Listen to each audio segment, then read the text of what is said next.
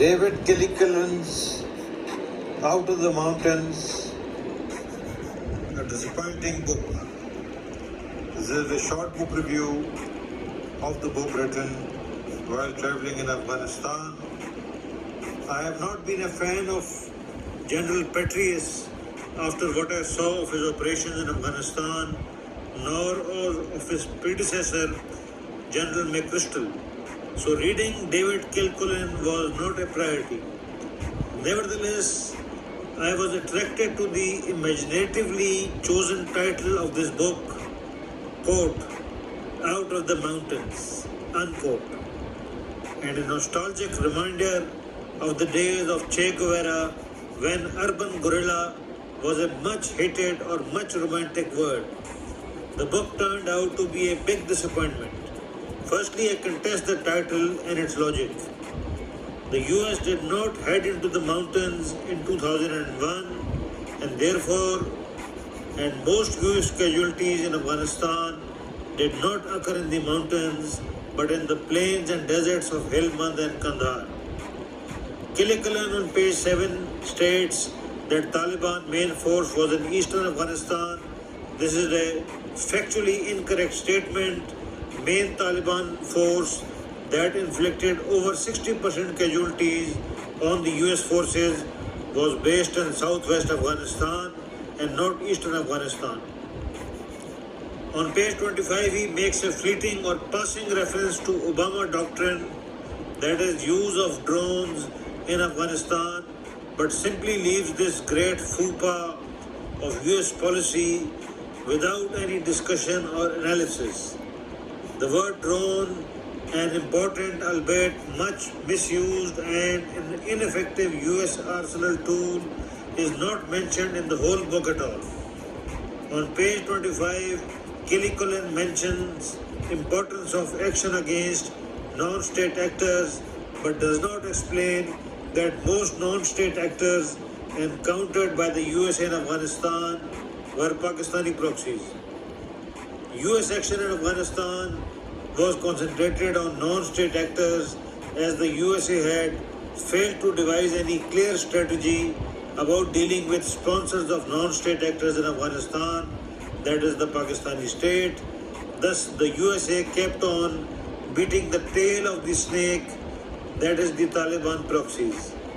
While Kilcullen mentions Pakistani advisors in the entire narrative, he thinks that Pakistani factor was not as decisive as Taliban's inner dynamics, which remains a weak assertion of Kilcullen, as it has no connection with hard facts of the situation.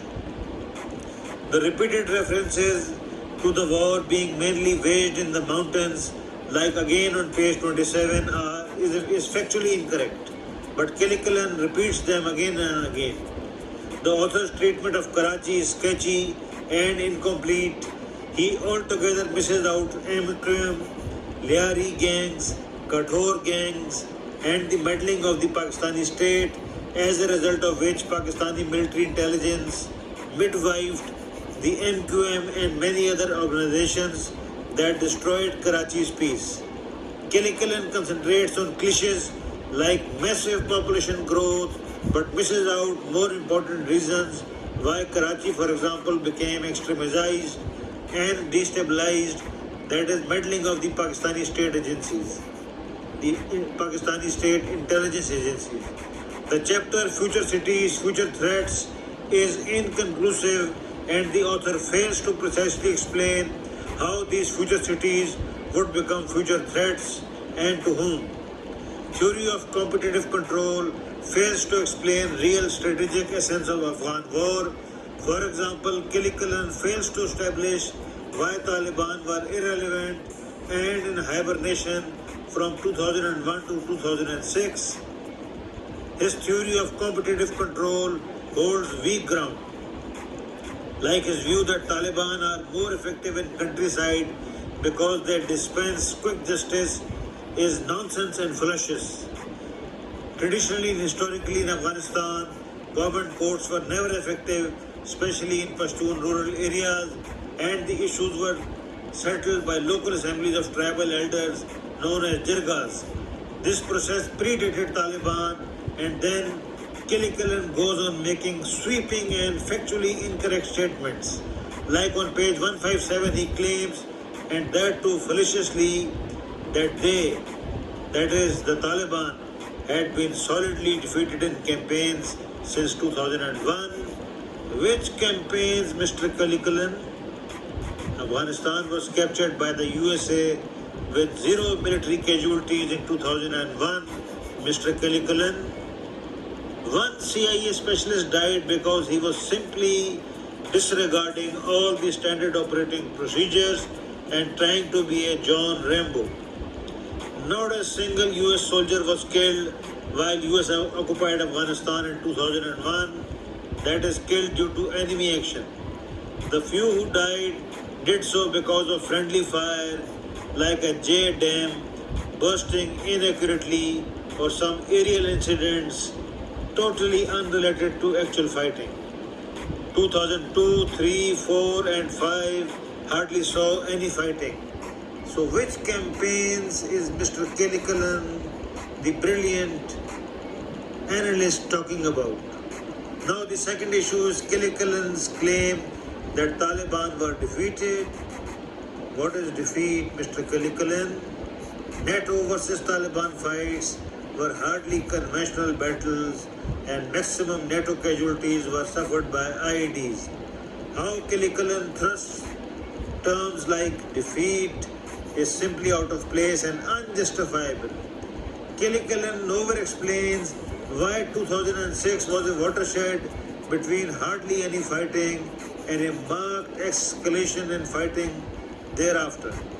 He fails to note that this watershed had a major link with Pakistani state perceptions that the USA was supporting an insurgency in Pakistani Balochistan and that the Pakistani state must escalate the matters in Afghanistan to put the USA on a back foot. On page 157, Kilcullen underrates and underestimates the influence of Pakistani support and regards Taliban's system as superior and Pakistani role as not decisive. He claims that Taliban bounced back from military defeats. Now, which military defeats and which fighting is Mr. Kilcullen talking about? As there were hardly any fighting in Afghanistan before 2006-7, these military defeats remain a mystery, Mr. Kilcullen. With just 12 US deaths in 2002, we don't see any major activity, and Operation Anaconda, much publicized in the US media, was in reality a major skirmish, rather a minor skirmish, and a philosophic degradation of the very name Anaconda. In 2003 again, there was hardly any worthwhile fighting, and many US deaths in actual action resulted because of most phenomenally and incompetently cited US posts like Skin. From 2005, Pakistani state escalated its support of Afghan Taliban, but our brilliant strategist, Mr. Kilcullen, remains bogged down in minor tactics simply because he fails to note what was actually happening at the strategic level, although he claims to be a strategist. Hardly.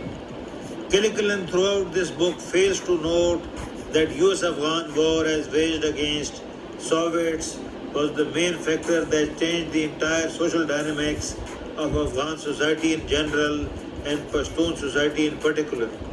The ISI and the CIA elevated the mullah from the lowest ladder of Pashtun society to the highest ladder, since these mullahs with no self-esteem or pride were most easy to manipulate and kick into any direction by the ISI handlers.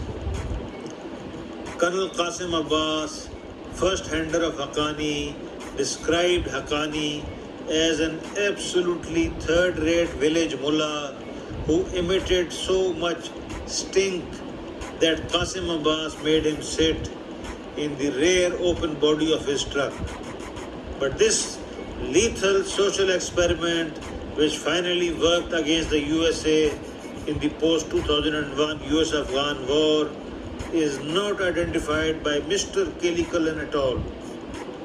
Libyan conflict, which was a case of overwhelming odds against a puny third world dictator, is magnified by Kilcullen into a conflict of Napoleonic brilliance. My fault. The bottom line is that Kilcullen plays a lot with jargon and sociology and tries to lure the reader into minor tactics and details that are largely irrelevant to the strategic context of the discussion. He fails to establish how big cities like Karachi, for example, would be a threat to world peace or to the USA. He fails to explain the strategic rationale of the so-called escalation of 2009-11 led by McChrystal and Petraeus that resulted in pointless US casualties. The book is a total disappointment and barren in real-time operational and strategic analysis.